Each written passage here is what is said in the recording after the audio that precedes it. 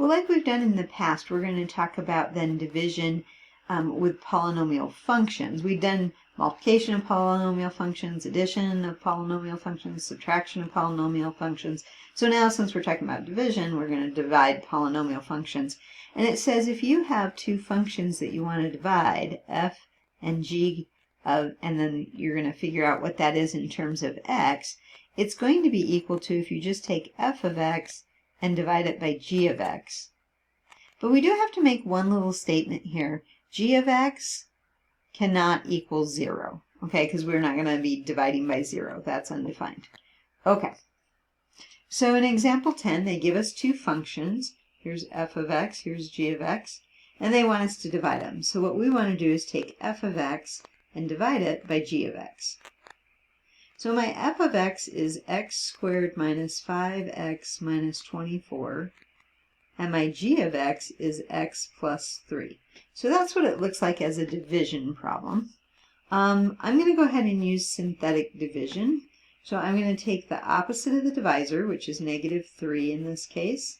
Well, it's not the opposite of the divisor. The divisor is x plus 3, but it's what makes the divisor 0, the x value. It's the opposite of c. Well, oh, I don't even want to say that. But anyway, it's negative 3. And so then we're going to put 1, negative 5, and negative 24.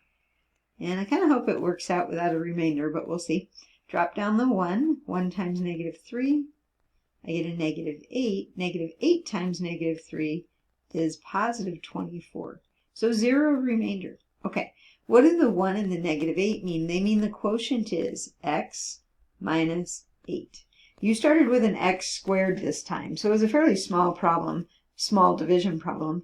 And so when we divided, then our quotient was going to start with the x term, x minus 8. You could have done that division with long division if you wanted to. I just chose to use synthetic division. Okay, so this is f of g of x is equal to that. So that's our answer for that part.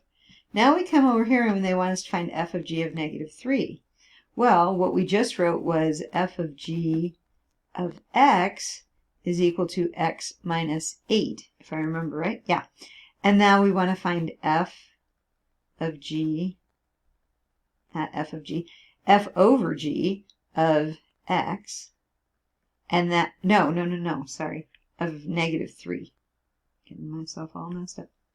Negative 3. So we're going to put in negative 3 for x, negative 3 minus 8, and that's going to be equal to negative 11. So f over g of negative 3 is equal to negative 11. Okay, that is that one.